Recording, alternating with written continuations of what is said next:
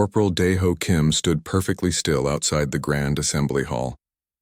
His uniform was crisp and clean, dark blue with silver buttons that caught the artificial light of the space station. He had been standing there for 3 hours, but his back remained straight and his eyes alert. This was his duty as a member of the Human Galactic Honor Guard, and he took pride in doing it well. The Galactic Council Station floated in orbit around Proxima Tertius, a neutral world where no single species held power. The station was massive, nearly the size of a small moon, built from metals and materials gathered from 100 different worlds. Inside the assembly hall behind Daeho, diplomats from across the galaxy were celebrating. Today marked 5 years since humanity had been accepted into the galactic community. Daeho could hear the muffled sounds of conversation and music through the heavy doors. Ambassador Jiwoo Park was in there somewhere, talking with alien delegates about trade agreements and cultural exchanges. She was brilliant at her job, always calm and professional. Daeho respected her greatly. The corridor where he stood was wide and decorated with art from various alien cultures. Strange sculptures stood in alcoves along the walls. Some looked like twisted metal, others like frozen waves of colored glass. Aliens of many species walked past him, some curious about the human guard, others barely noticing him at all. Captain Hyun-sik Lee had given Daeho this post personally. "Stand here and represent Earth," the captain had said. "Show them what human discipline looks like." Daeho intended to do exactly that. A group of bird-like centauri passed by, their feathers shimmering with blue and green colors. They nodded politely to Daeho, and he nodded back with respect. A family of short, furry nibblins waddled past next, chittering to each other in their high-pitched language. The galaxy was full of so many different beings, and Daeho found them all fascinating. Then he heard loud voices approaching from down the corridor. Heavy footsteps echoed off the metal floor. Daeho's training kicked in immediately. He didn't move from his position, but his awareness sharpened. Something about those footsteps sounded aggressive. A moment later, 5 massive aliens came into view. They were Vrakthians, a reptilian species known throughout the galaxy for their size and strength. Each one stood nearly 8 feet tall with thick scales covering their bodies. Their arms were as thick as tree trunks and their hands ended in sharp claws. Most notable were their mouths, filled with rows of pointed fangs that showed whenever they spoke. The Vrakthian in front was the largest. Scars covered his face and arms, telling stories of past battles. His scales were dark green, almost black, and his eyes were a cold yellow color. He wore minimal clothing, just rough leather straps across his chest with symbols that Daeho recognized as mercenary markings. This was Graxthor, leader of a notorious Vrakthian mercenary band.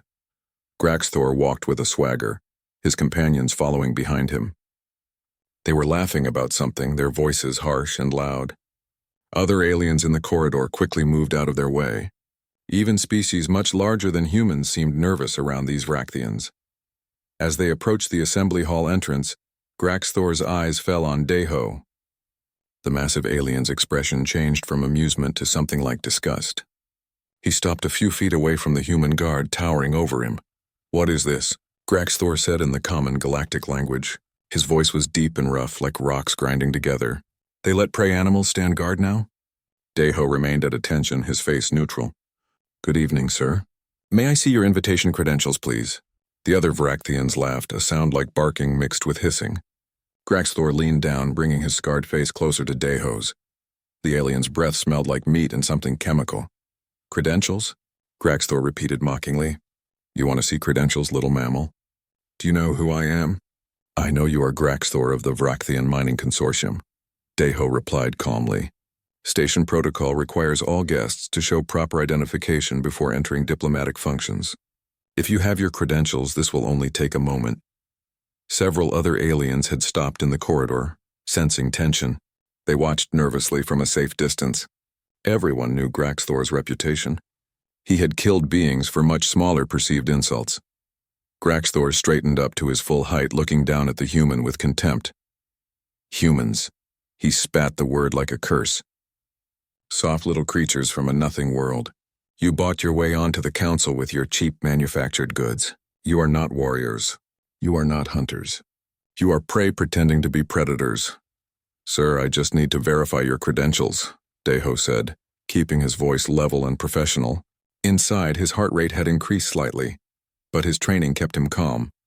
He had dealt with aggressive people before, during his time in Earth Special Forces. Size didn't intimidate him. You need? You need? Graxthor's voice rose to a roar. His companion stepped back slightly, recognizing the signs of their leader's rage building. I need nothing from a weak mammal who probably runs from his own shadow. The corridor had gone quiet now. Aliens of a dozen species watched, some with fear, others with morbid curiosity. They had never seen anyone stand up to Graxthor before.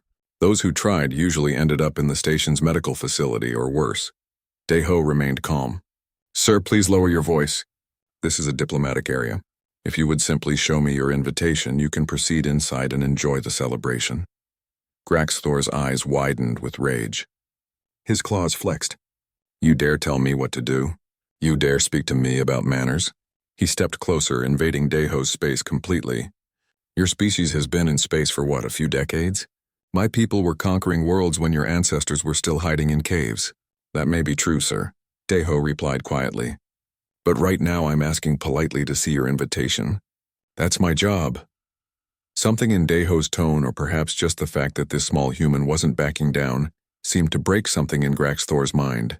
The massive alien had drunk Vrakthian battle stimulants before coming here, a substance that made his species even more aggressive and violent than usual.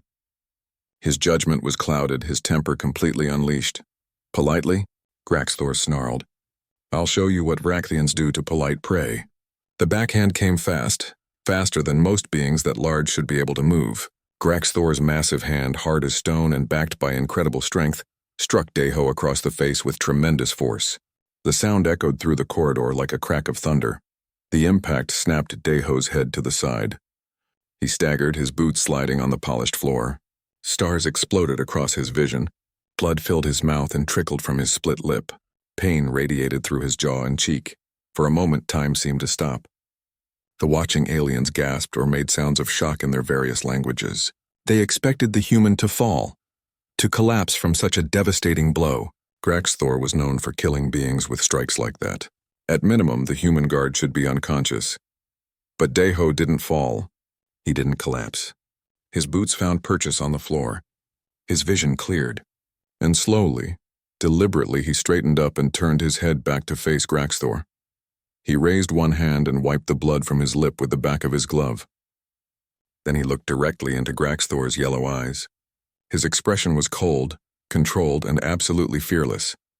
Sir, Deho said quietly, his voice steady despite the pain. I'm still going to need to see those credentials. The corridor remained frozen in shocked silence. Blood dripped from Deho's lip onto his uniform, but he stood firm. He didn't touch his face again. He didn't show pain. He simply stood there waiting as if he had all the time in the world. Graxthor stared at the human in complete disbelief. His blow should have shattered bone. It should have sent this tiny creature flying across the corridor. At the very least, the human should be on the ground, crying and broken. But here he stood calm and professional, still asking for credentials. The watching aliens whispered among themselves. The bird-like Centauri made chirping sounds of amazement. A group of insectoid Thaxians clicked their mandibles together rapidly, their equivalent of excited speech. Even other Vrakthians in the corridor looked surprised. Prey animals didn't act like this. They ran, they begged, they certainly didn't stand their ground. You're still standing? Graxthor said, his voice a mixture of confusion and growing anger. Impossible. You should be broken. Deho said nothing. He kept his eyes locked on the massive alien's face. His military training had taught him many things, but perhaps the most important was this. Never show fear to a bully. The moment you show fear, you've already lost. What none of the aliens in that corridor understood was what humans truly were. They looked at humanity's diplomatic behavior and scientific achievements and assumed humans were peaceful by nature. They saw Earth's position as a newer member of the galactic community and thought humans were weak. They were wrong. Humans came from Earth, a planet that the galactic community would classify as extremely dangerous. It was a world of violent weather, aggressive predators, and countless ways to die. Humans hadn't become the dominant species on Earth by being weak. They had climbed to the top of the food chain through stubbornness, intelligence, and an incredible ability to endure. Deho's body was already responding to the threat. His adrenal glands had released a flood of chemicals into his bloodstream. His heart was pumping faster, sending oxygenated blood to his muscles. His pain receptors were being suppressed, allowing him to ignore the throbbing in his jaw. His reaction time had sharpened. Every sense was heightened. This was the human fight-or-flight response, millions of years of evolution preparing him for combat. But Deho wasn't some primitive human throwing spears at woolly mammoths. He was a trained soldier, a veteran of Earth's special forces before joining the honor guard. He had fought in situations where one mistake meant death. He had learned to control his body's responses, to channel that adrenaline rush into precise, deadly action. Graxthor's confusion turned back into rage. The battle stimulants in his system wouldn't let him think clearly. All he knew was that this tiny creature had challenged him, had disrespected him, and now refused to fall when struck. "This could not stand. You want to play warrior?" Graxthor roared. "Then die like one." The massive Vrachthian's fist came around in a wide swing, aimed directly at Deho's head. It was a killing blow, backed by enough force to crush a skull like an eggshell. Graxthor was done playing. He intended to murder this impudent human right here in the corridor. But Deho had been watching, waiting for exactly this moment. He had known the second blow would come. Beings like Graxthor were predictable in their rage. Instead of trying to dodge backward, which would have been too slow, Deho stepped forward and to the side. The movement was small, economical, the result of years of martial arts training. Graxthor's massive fist whistled through the air where Deho's head had been a fraction of a second earlier. Now Deho was inside Graxthor's reach, close to the alien's body. At this range, the Vrachthian's size advantage became a disadvantage. He couldn't bring his full power to bear. Deho's right fist came up in a brutal uppercut, aimed at the point where Graxthor's jaw connected to his skull. This was a technique humans had perfected over thousands of years of fighting each other. The jaw was a lever. Hit it right and the brain rattled inside the skull. Hit it hard enough and bones broke. The punch connected with a sound like a hammer striking wood. All of Deho's body weight, all of his momentum, all of his training went into that single strike. His fist crashed into Graxthor's jaw with devastating force. For a moment, nothing happened. Then came the crack of breaking bone, loud and sharp in the quiet corridor. Graxthor's head snapped back. His yellow eyes went wide with shock and pain.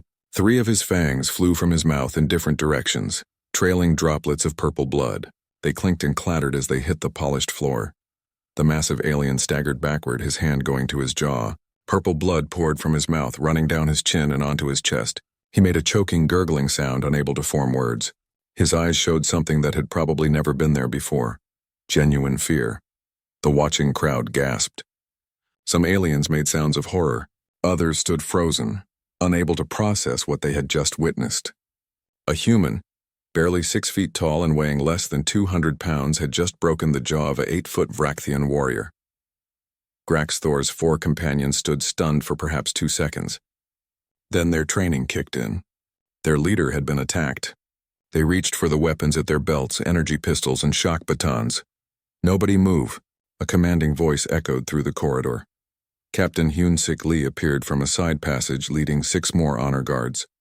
All of them had their weapons drawn and aimed at the Vrachthian mercenaries. The captain was shorter than Deho but carried himself with unmistakable authority. His face was hard as stone. "Drop your weapons immediately," Hyun-Sik ordered in perfect galactic common. "You are in violation of station peacekeeping regulations."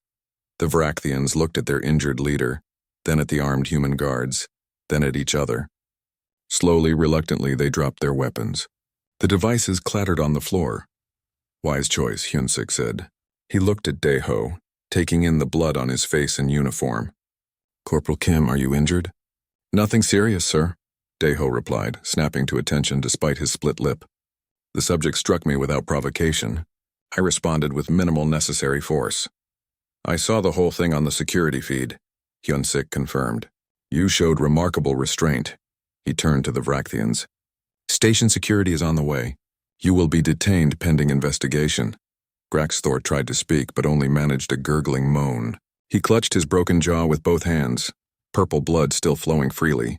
His eyes held a mixture of pain, confusion, and lingering shock. Nothing in his long career of violence had prepared him for this. Within minutes, station security arrived. They were a mixed group. 2 large Kragoth warriors in armor, a floating Velian administrator, and several automated security drones. They took in the scene quickly and professionally. The Velian, whose name badge identified them as Security Chief Kor, floated over to examine Graxthor. This Vrakthian requires immediate medical attention. His jaw is severely damaged. He attacked my guardsman without provocation, Captain Hyun-sik said calmly. It's all recorded on station cameras. Corporal Kim was simply defending himself. The footage will be reviewed, Kor assured him. But based on initial observations, your guardsman appears to have acted in self-defense. The Velian's multiple eyes focused on Daeho with something like respect. Impressive restraint, Corporal. You could have done much worse. The security team led the Vrakthians away. Graxthor stumbled between 2 Kragoth guards, still holding his shattered jaw. His companions followed in silence, their earlier swagger completely gone. The crowd of watching aliens parted to let them pass. Ambassador Jiwoo Park came rushing out of the assembly hall, followed by several other human diplomats. Her elegant dress swirled around her as she hurried to Daeho's side. Corporal Kim, she said, her voice filled with concern. I heard there was an incident. Are you all right? I'm fine, Ambassador, Daeho assured her. Just a split lip. Nothing that won't heal in a few days. Jiwoo examined his face with worried eyes, then turned to Captain Hyun-sik. What happened? The Vrakthian mercenary leader attacked Corporal Kim without cause, Hyun-sik explained. Kim defended himself appropriately. Security has the whole event on camera. Jiwoo's expression hardened. Then we'll be filing a formal complaint with the council. No one attacks Earth's representatives without consequences. She looked back at Daeho with both concern and pride. Get yourself to medical, Corporal. That's an order. Yes, ma'am, Daeho replied. As Daeho left with another guard to visit the medical bay, the corridor slowly came back to life. Aliens began talking again, but now their conversations were different. They spoke in hushed, excited tones about what they had witnessed. Word was already spreading through the station's communication networks. A human guard had stood against a Vrakthian warrior and won. The implications of this would ripple through the entire galactic community in ways no one could yet predict. The medical bay on the Galactic Council station was designed to treat dozens of different species. The equipment looked strange to human eyes. Floating scanners, tanks filled with healing liquids, machines that hummed at frequencies most beings couldn't hear. A doctor from the amphibious Vrin species examined Daeho's injuries with practiced efficiency. Your lip is split, but not badly, the doctor said through a translation device. Their webbed fingers were surprisingly gentle as they cleaned the wound.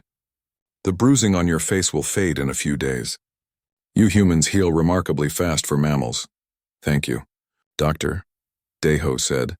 I must ask, the Vrin continued while applying a healing gel to Daeho's face. How did you remain standing after that blow? I've treated Vrakthian assault victims before. Most species would have suffered broken bones at minimum. Daeho considered his answer. Humans are tougher than we look. The doctor made a bubbling sound that might have been laughter. Clearly. The Vrakthian you struck is down the hall in surgery. His jaw was shattered in 3 places. They're having to reconstruct it with metal plates. After the doctor finished, Daeho returned to his quarters to change uniforms. His roommate, another honor guard named Taesung Park, was there when he arrived. Already heard about it, Taesung said with a grin. You're famous, brother. Every alien on the station is talking about the human who broke Graxthor's face. I was just doing my job, Daeho replied quietly. Well, your job just changed the galaxy's opinion of us, Taesung said. About time someone showed these aliens that humans aren't pushovers. While Daeho rested, the station's security chief was conducting a thorough investigation. Kor the Velian floated in their office reviewing security footage from multiple angles. Their assistant, a methodical being named Velmor from a slug-like species called the Molosari, watched alongside them. Play it again, Velmor requested in their slow, careful voice. Focus on the moment of impact. The footage showed Graxthor's punch connecting with Daeho's face in perfect clarity. Then it showed Daeho's response frame by frame. Fascinating, Velmor said, their eye stalks leaning closer to the screen. The human's counterattack took only 0.73 seconds from initiation to completion. His movement efficiency is remarkable. The case is clear, Kor said. Graxthor initiated violence without provocation. The human responded in self-defense. By station law, no charges will be filed against Corporal Kim. I agree with your legal assessment, Velmore replied slowly, but I'm more interested in something else. The Mulisari brought up different data on the screen. I've analyzed the force of the human's punch using the station's sensors. According to our databases, it should be impossible. Explain, Core said. The galactic community's files on humans classify them as a moderate-strength species, Velmore said. We rated their physical capabilities based on initial contact assessments and data provided by Earth. According to those files, a human of Corporal Kim's size should be capable of generating approximately 300 to 400 pounds of force with a punch. And Corporal Kim's punch generated over 1,400 pounds of force, Velmore stated. That's nearly 4 times what our database says is possible for his species. Core's multiple eyes blinked in surprise. Could our sensors be wrong? I've checked them 3 times. They're functioning perfectly. Velmore pulled up more data. I think we've made a serious error in our assessment of humanity. Look at this. The screen filled with information about Earth, gravity readings, atmospheric composition, climate data, geological activity, and biological records. Earth has gravity 20% higher than what the galactic community considers standard, Velmore explained. Its weather patterns are extreme and unpredictable. It's home to numerous large predatory species. It's geologically active with frequent earthquakes and volcanic eruptions. By our classification system, Earth qualifies as a Class 7 hazard world. A death world, Core said quietly. Precisely. And humans evolved there. They became the dominant species on one of the most dangerous planets in this sector of space. Velmore brought up biological data. Look at their physical structure. Their bones are incredibly dense. Their muscle tissue is efficient and resilient. Their cardiovascular system can operate at extreme levels for extended periods. They have a nervous system that releases chemicals, making them faster, stronger, and less sensitive to pain when threatened. Why wasn't this information in our databases? Core asked. Because we never looked closely enough, Velmore admitted. When humans first made contact, they presented themselves as peaceful explorers and traders. They were polite, diplomatic, and technologically advanced. We made assumptions based on their behavior rather than their biology. We classified them alongside other civilized species from moderate worlds. We never considered what it meant that they evolved on such a dangerous planet. Core was silent for a long moment. This needs to go to the Council. I agree, Velmore said. But first I'd like to understand more. I request permission to interview the human guardsman and his commanding officers. I want to know what else we've missed about this species. The next day, Velmore met with Ambassador Jiwoo Park in a comfortable meeting room. The Mulisari moved slowly on their muscular foot, their eye stalks moving independently as they observed the human diplomat. Thank you for meeting with me, Ambassador, Velmore said politely. I'm conducting a comprehensive review following yesterday's incident. Of course, Jiwoo replied, sitting gracefully in a chair designed for human anatomy. What would you like to know? I'll be direct. The galactic community has significantly underestimated human physical capabilities. I'd like to understand why. Jiwoo smiled slightly. Did you think we were hiding something? Perhaps not intentionally, Velmore said. But the difference between our database information and what Corporal Kim demonstrated is substantial. Then let me educate you, Jiwoo said. She pulled up a holographic display showing Earth. This is our home. Gravity is 1.2 times galactic standard. Oxygen content is higher than most inhabited worlds. Weather systems are violent and unpredictable. When my ancestors lived in the wild, they faced predators that could kill them in seconds. How did they survive? Velmore asked. By becoming better predators, Jiwoo replied. Humans are pursuit hunters. We're not the fastest sprinters, but we can run for hours, chasing prey until it collapses from exhaustion. We're not the strongest climbers, but we can throw rocks and spears with deadly accuracy at distances no other species can match. We're not the toughest, but we heal quickly and we don't give up. She changed the display to show human evolution. Our brains grew large because we needed to outsmart animals stronger than us. Our hands became precise tools because we needed to craft weapons. Our bodies became efficient because anything less meant death. And yet you present yourselves as peaceful, Velmore observed.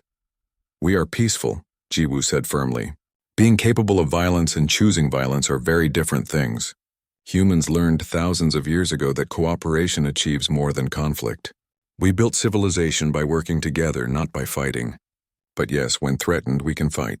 Evolution doesn't just disappear because we prefer diplomacy. This information should have been in our files, Velmore said. We provided extensive data during first contact, Jiwoo replied. Perhaps the Council's analysts were looking for something else. Perhaps they expected peaceful species to be physically weak and didn't examine the data closely enough. Velmore was quiet, processing this. What else haven't we understood about humans? Many things, I suspect, Jiwoo said. But here's something important. Humans value strength, but we value restraint more. Corporal Kim could have killed that Vrakthian. He chose not to. That choice, that restraint, is what makes us civilized. Not our weakness, but our choice not to use our full strength unless absolutely necessary. Later that day, Velmore interviewed Captain Hyunsik and Corporal Daeho together. The Mulasari asked about human military training, combat techniques, and physical conditioning. We train every day, Hyunsik explained. Running, strength exercises, hand-to-hand combat. We maintain our abilities because we never know when we'll need them. And your pain tolerance? Velmore asked. How did Corporal Kim remain standing after such a blow? It hurt, Daeho admitted. But pain is just information. My training taught me not to let it control me. Remarkable, Velmore said. And this is normal for human soldiers? This is expected, Hyunsik corrected. Every member of the Honor Guard can do what Daeho did. We're not special. We're just trained. Velmore compiled all this information into a detailed report. That evening, they presented it to an emergency session of the station's Security Council. The beings in the room listened in growing amazement and concern. To summarize, Velmore concluded, humans are significantly more dangerous than our current classifications suggest. They evolved on a death world and retained all the physical advantages that evolution provided. However, they're also disciplined, civilized, and prefer peaceful solutions. The threat they pose is only to those who attack them first. What do you recommend? Asked a council member. Update our databases immediately, Velmore said. And inform the wider galactic community. They need to understand what humanity truly is. The Galactic Council chamber was a vast circular room with seats arranged in ascending tiers. Each section was designed for different species. Perches for avians, pools for aquatics, and standard seating for bipeds. At the center stood a raised platform where speakers could address the assembled representatives. Today, the chamber was nearly full. News of the incident had spread through official and unofficial channels. Every species wanted to hear what would happen next. Would the Vrakthian Consortium demand justice? Would humanity face censure for their guards' violence? The tension in the room was thick enough to cut. Ambassador Jiwoo Park stood on the central platform, flanked by Captain Hyunsik and Corporal Daeho. She wore formal diplomatic robes in deep blue, while the two soldiers stood at attention in their crisp uniforms. Behind them, on a large display screen, security footage was queued and ready. The Vrakthian Consortium's representative, an older Vrakthian named Kothar, rose from his seat. His scales were gray with age, but his voice was strong. The consortium demands justice. Our representative was brutally attacked by this human while attempting to attend a diplomatic function. We demand compensation and criminal charges. Murmurs spread through the chamber. Some species nodded in agreement. Others looked skeptical. The Vrakthians were not well liked, but they were powerful, and their mining operations were important to many worlds. Jiwoo remained calm, her face showing no emotion. Council members, if I may present evidence? She gestured to the display screen. The council's speaker, a dignified being from the crystalline Quor species, nodded. Proceed, Ambassador Park. The security footage began to play. The chamber fell silent as they watched Graxthor approach Daeho. They heard the insults, saw the aggressive posturing. They saw Daeho remain professional, simply asking for credentials.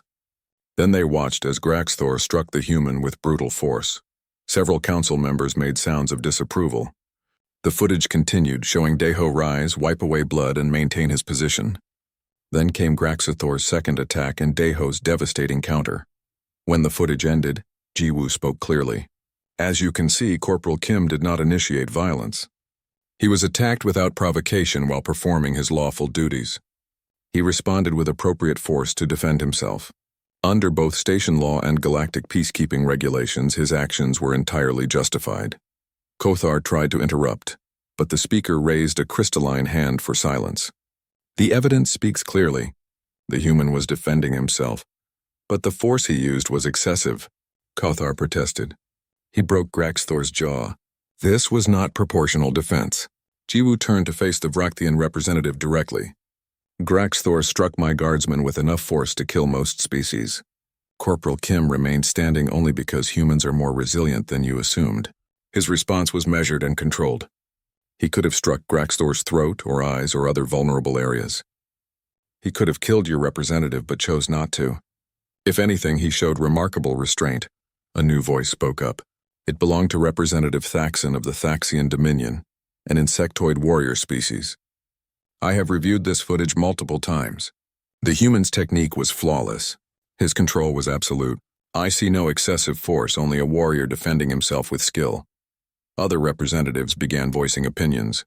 The chamber filled with dozens of languages, translation devices working overtime. Finally, the speaker called for order. Before we proceed with any judgment, the speaker said, I believe the council deserves to understand what they just witnessed. Ambassador Park, would you care to explain how your guardsmen accomplished this feat? Jiwoo stepped forward, her voice carrying clearly through the chamber. With pleasure, Speaker. I think it's time the galactic community understood exactly what humanity is. She gestured, and the display changed to show Earth rotating in space. Many of you know Earth as a pleasant world that produces quality manufactured goods and has friendly people. But you've never truly examined where we come from. The display zoomed in, showing Earth's features in detail. Gravity 20% above galactic standard. Oxygen-rich atmosphere. Violent weather patterns. Extreme climate variations. Frequent geological activity. By your own classification system, Earth is a Class 7 hazard world, what many species call a death world. Surprised murmurs rippled through the chamber. Many representatives were pulling up their own data, verifying her claims. Humans didn't evolve on a gentle world. Jiwoo continued. We evolved in competition with creatures that could tear us apart with claws and teeth. We survived ice ages, volcanic eruptions, droughts, floods, and predators that saw us as food. Every single adaptation in our bodies exists because anything less meant extinction. She pulled up biological data. Our bones are dense and strong. Our muscles are efficient and resilient. Our cardiovascular system can operate at extreme levels for extended periods. Our nervous system has a response mechanism that makes us faster, stronger, and resistant to pain when threatened. We heal quickly from injuries that would be permanent for other species. But you present yourselves as peaceful, another representative called out. We are peaceful, Jiwoo said firmly. That's my point. Humans learned thousands of years ago that cooperation achieves more than violence. We built cities, art, music, and philosophy. We reached for the stars not through conquest but through curiosity.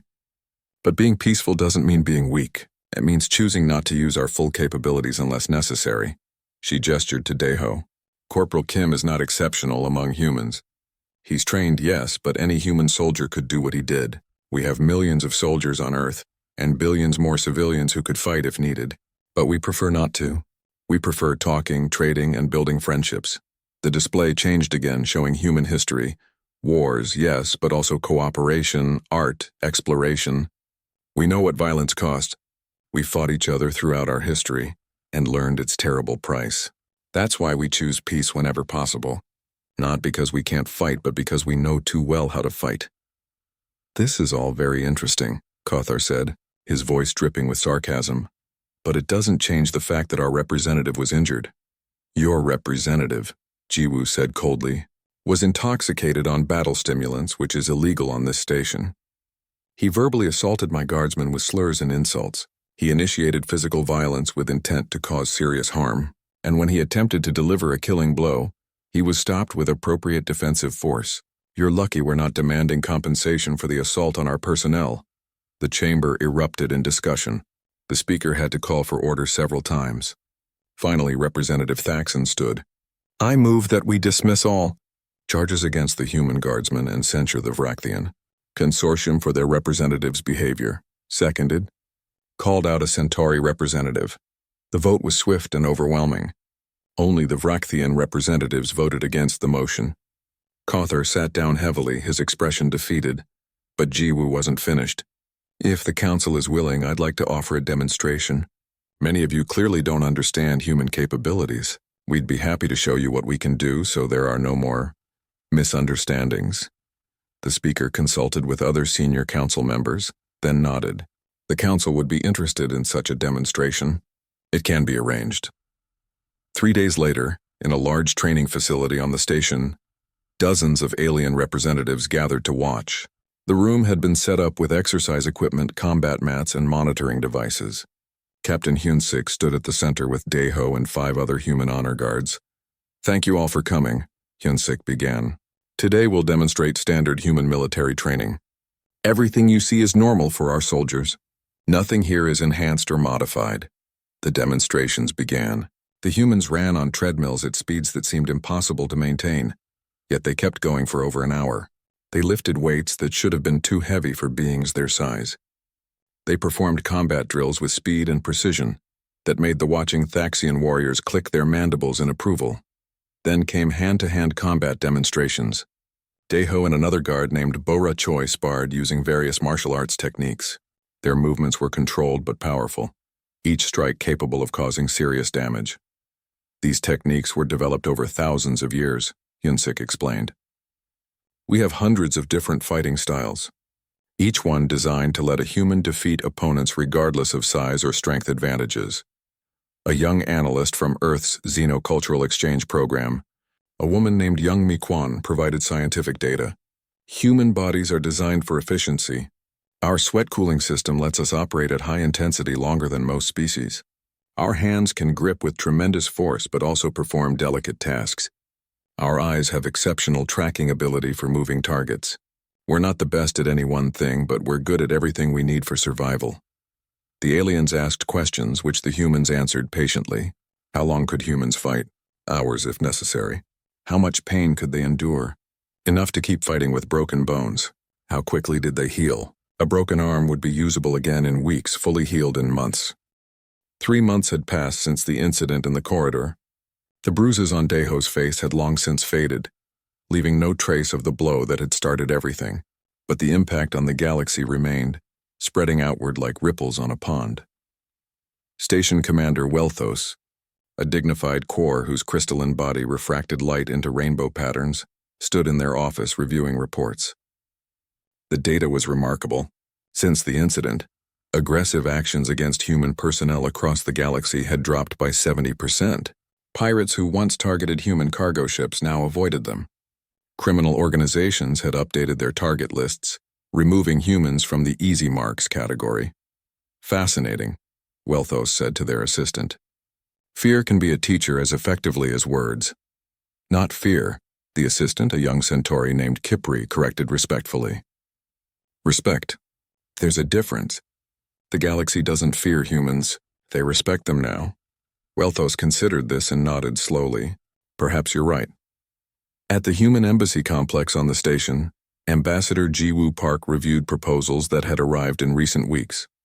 3 different security companies wanted to hire human guards. 5 planetary governments requested human trainers for their own security forces. 2 species asked for diplomatic assistance in conflicts, specifically requesting human mediators. "We're suddenly popular," her assistant noted. "We're suddenly useful," Ji-woo corrected. Being underestimated was comfortable, but it wasn't profitable. Now people see value in partnership with humanity. She approved several proposals and set aside others for further review. Earth's government would need to decide how to handle this new demand for human expertise. It was a good problem to have. In the military training complex, Captain Hyun-sik had been promoted to major. His new assignment involved creating and leading the first joint human-alien security force. The Galactic Council had specifically requested this, wanting to combine human capabilities with the strengths of other species. Major Hyun-sik watched as his mixed team ran exercises. Humans worked alongside Thaxian warriors, Kragoth heavies, and Centauri scouts. Each species brought different abilities to the team. The Thaxians had natural armor and mandibles that could cut through metal. The Kragoth were even larger and stronger than Vrakthians. The Centauri had hollow bones that let them move with incredible speed. But the humans brought something else: adaptability. They could learn from every species, adopt useful techniques, and teach their own methods in return. In just 3 months, the mixed teams were performing better than any single species unit. Your people are natural leaders, Thaxon, who had joined the program as an advisor, told Hyun-sik. You've fought each other so much that you understand warfare from every angle. You see tactics that we miss. We've had a lot of practice, Hyun-sik admitted. Unfortunately, the human training manuals had become required reading in military academies across the galaxy. Young Mi Kwan, the analyst who had helped with the demonstration, found herself traveling between worlds giving lectures. She spoke at the prestigious Centauri War College, the Thaxian Battle Academy, and even the Kragoth Warrior Temple.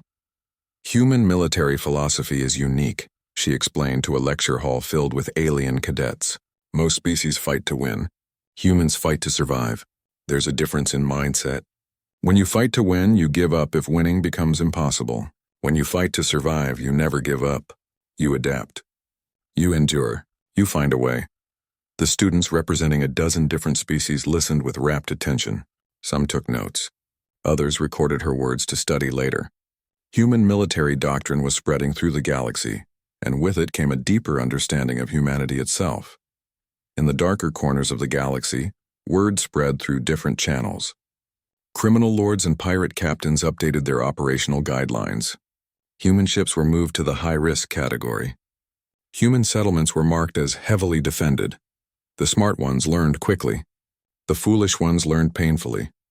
A pirate crew found this out when they tried to raid a human mining colony on the edge of civilized space.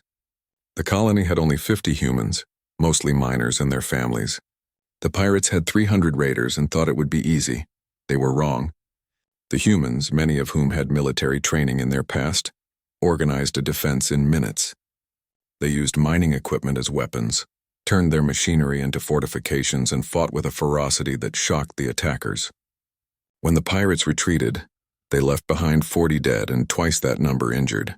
The humans had 3 injured, none seriously. The story spread quickly. Don't raid human colonies. Just don't. Back on the Galactic Council station, Daeho returned to his duties. He had been offered promotions and special assignments, but he preferred his original job. Standing guard, maintaining security, representing Earth with quiet professionalism. Today he stood at his usual post outside the assembly hall. Another diplomatic function was taking place inside. Ambassador Jiwoo was in there negotiating something important, as always. Captain Hyun-sik, now Major Hyun-sik, was inside as well, attending in his new role. Aliens passed by Daeho regularly, but their behavior had changed. They no longer dismissed him with barely a glance. Now they nodded respectfully. Some even stopped to exchange brief, polite words. A Thaxian warrior paused to admire Daeho's uniform and asked about the medals on his chest. A family of Niblins waved cheerfully as they passed. Then Daeho saw a familiar sight. A group of large aliens approaching down the corridor. For a moment his body tensed, old reflexes triggering. But these weren't Vrakthians. They were Kragoth, even more massive and imposing. The lead Kragoth, his armor decorated with honor markings, stopped in front of Daeho. The massive warrior looked down at the human guard, and for a moment neither spoke. Then the Kragoth brought his fist to his chest in a military salute. "Honor guard," he rumbled in surprisingly good galactic common. Daeho returned the salute crisply. "Welcome, sir. May I see your credentials?" The Kragoth produced them immediately, no complaints, no attitude. Daeho scanned them quickly and nodded. "Thank you, sir. Enjoy the function." "May your duty be peaceful, warrior," the Kragoth said, then led his companions into the hall. Tae-sung, who was on duty at the other door, came over during a quiet moment. "Did you see that? A Kragoth war leader showing you respect? Things have really changed." "They have," Daeho agreed quietly. "Do you ever think about what it all means?" Tae-sung asked. "You punch one guy and suddenly the whole galaxy treats us differently." Daeho considered this. It wasn't just one punch. It was thousands of years of evolution. It was everything that made us humans showing itself in a single moment. I was just the one who happened to be there. Still, Tae-sung grinned. You're the guy who knocked Graxthor's teeth out. That's going to be in history books. As the evening wore on, Daeho thought about how much had changed and how much stayed the same. Humans were still the same people they'd always been. Curious, adaptable, preferring peace but capable of violence when necessary. The galaxy was simply seeing them clearly now, without the comfortable assumptions. A young human couple passed by with a small child. The child, no more than 5 years old, stared at Daeho in his uniform with wide eyes. "Mommy, is that a space guard?" The child asked in Korean. "That's a galactic honor guard," the mother corrected gently, then smiled at Daeho. "Thank you for keeping us safe." Daeho nodded to her respectfully. This was what it was really about. Not respect from alien warriors or fear from pirates. It was about making sure humans could live and work in space safely, raising families and building futures among the stars. Inside the assembly hall, Ambassador Jiwoo was concluding negotiations for a major trade agreement. The alien representatives, who once tried to push for unfavorable terms assuming humans would accept them, now offered fair deals with genuine partnership. The change in attitude had made her job significantly easier. "To new understandings," one of the alien diplomats said, raising a glass in a toast. "To friendship built on mutual respect," Jiwoo responded. Late that night, after his shift ended, Daeho returned to his quarters. He sat down and wrote a message to his family back on Earth. His mother worried about him out here in space among aliens. His father, a retired military man himself, understood the duty but still wanted updates. "Everything is good here," Daeho wrote. "Work is quiet and professional. I'm healthy and safe. The aliens are learning to understand us better, and we're learning about them. It's what first contact should have been from the beginning. Mutual respect and honest communication. Tell everyone not to worry. Space is safer for humans now than it's ever been." He sent the message knowing it would take days to reach Earth, but his family would appreciate hearing from him. They always did. In his private office, Major Hyun-sik reviewed reports from Earth's military command. They wanted him to write a training manual about interspecies combat. They wanted him to develop protocols for human forces working with alien allies. They wanted his experience and expertise to help shape humanity's role in the galactic community. It was a lot of responsibility, but Hyun-sik felt ready for it. The incident 3 months ago had been a turning point, but it was just the beginning. Humanity's true test would be how they used their newfound respect.